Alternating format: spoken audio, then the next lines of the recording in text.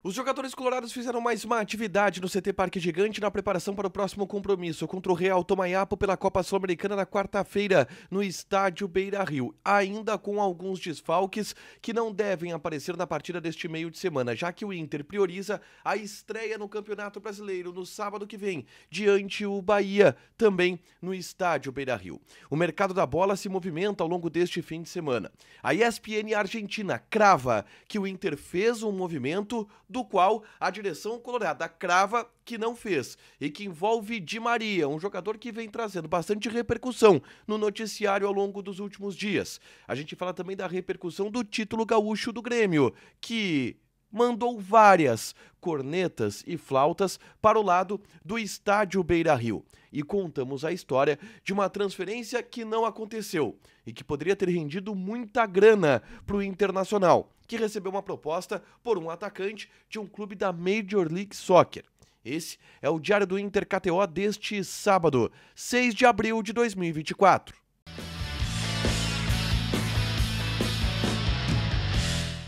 Tudo bem, gente? Obrigado pela participação aqui. Não esquece de deixar teu like, te inscrever, de ativar as notificações. Bora falar do Internacional aqui na dupla nesse vídeo. Um resumo do que de mais importante aconteceu no noticiário colorado ao longo deste sábado. Vamos começar falando sobre o treinamento que houve com os portões fechados ao longo deste sábado no CT Parque Gigante. A gente não teve acesso à atividade, mas algumas imagens e fotos foram publicadas e tem um destaque importante nessas fotos. De novo, a gente não teve a divulgação da participação de Ener Valencia e Charles Arangues no treinamento deste sábado. E vamos lá.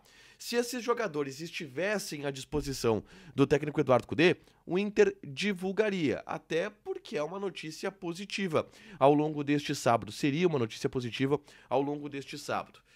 A ausência deles nas publicações indicam que, de novo, eles não participaram do treinamento e que tudo indica que estão fora da partida de quarta-feira contra o Real Tomayapo. Não só pelo fato de que até agora eles não fizeram nenhum treinamento, mas também pelo fato de que o Inter está priorizando a estreia do Campeonato Brasileiro contra a equipe do Bahia. Portanto, se fala até em um time misto contra o Real Tomayapo nesta quarta-feira. Se o time é misto na quarta-feira, Ener Valencia e Arangues não vão se colocar em risco nessa partida e serão preservados aí sim para o jogo importante do próximo sábado pelo Campeonato Brasileiro, tá? Ener e Arangues, portanto, devem voltar somente no Campeonato Brasileiro.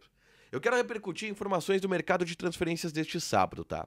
E a ESPN Argentina trouxe uma informação nova a respeito de Ángel Di Maria, craque do futebol mundial, campeão do mundo pela seleção argentina, que segundo a imprensa argentina e o Juan Pablo Mendes, periodista do Diário Olé, está na mira do Internacional na metade da temporada, e hoje houve uma repercussão da ESPN Argentina, que afirmou que o Chacho Cudê buscou um contato com o Di Maria e seria o responsável por tentar trazer Di Maria para o Internacional, em função de toda a boa relação que a gente sabe que existe entre Eduardo Cudê e Di Maria. Os dois jogaram juntos no Rosário Central.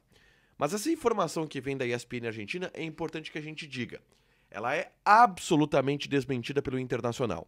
A direção do Inter crava que Di Maria não virá e que o Inter não está fazendo nenhum movimento pelo meia argentino e que tudo isso se tratou de especulação, mas é uma especulação que não terminou ainda na Argentina.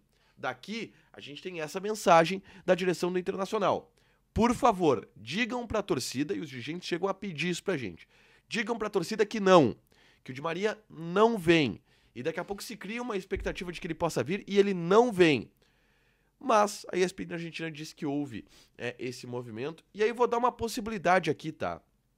Esse movimento pode ter acontecido há algumas semanas.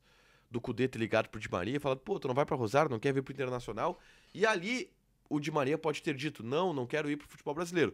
Eu digo e levanto essa possibilidade justamente pela postura dos dirigentes. E eu tô acreditando, o Di Maria não vai vir, tá? Mas a gente tenta explicar o porquê que surgem essas novas especulações na imprensa argentina. O sábado, é claro, ele foi marcado pela final do Campeonato Gaúcho e pelo título do Heptacampeonato Gaúcho por parte do Grêmio. E de que maneira isso reflete e impacta no noticiário colorado? Primeiro, muitas flautas aconteceram pelo lado do Grêmio, tá? Flautas institucionais no Twitter, flautas de alguns jogadores. O Vila Sante mesmo foi um que, ao levantar o troféu, disse: tem muita gente que não sabe o que é isso. E o Grêmio pesou, enfim, fez suas flautas direcionadas ao Internacional. E obviamente que isso vai ter uma repercussão no vestiário do Inter. O Inter não vai responder nenhuma flauta, porque o Inter, e aí no bastidor e na maneira como se comunica oficialmente, dá a versão de que ficou muito frustrado e irritado com a perda do Campeonato Gaúcho, justamente porque sabia que o Grêmio ganhando viria essa onda. E o Inter vai ter que matar no peito. Agora, é claro que essas tiradas, elas vão pro vestiário do Inter. E não a fim de criar algum tipo de ambiente de revanche contra o Grêmio, mas a fim de criar um ambiente de mobilização de, cara, a gente não pode passar por isso de novo. E a direção do Inter vai levar todas essas flautas para o vestiário, para o grupo de jogadores do Internacional, para que se entenda o tamanho da decepção que a torcida do Inter teve, o tamanho da frustração que a torcida do Inter teve, em especial ao ver o rival campeão e soltando flauta à torto e direito, e com os seus devidos direitos ao Internacional, né? Eu quero chamar vocês para assistirem um vídeo aqui no canal que eu gravei na tarde desse sábado, falando sobre Gustavo Prado, tá?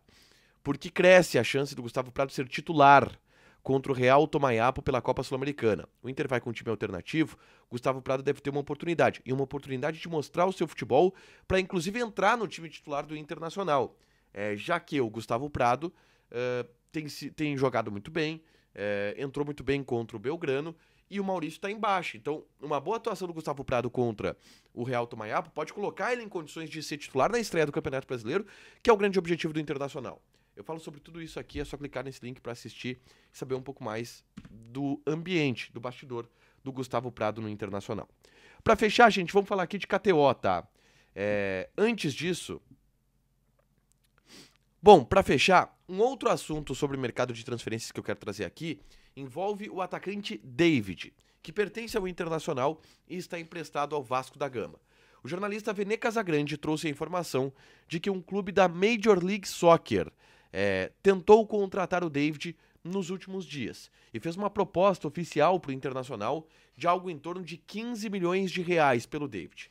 O Inter aceitou a proposta, mas o Vasco da Gama, que é o jogador que está com um atleta sob empréstimo, não aceitou a ida dele para o futebol norte-americano. Uma situação parecida com a que o Inter viveu com o Borré, junto ao Eintracht Frankfurt. E aí o negócio ele acabou não saindo.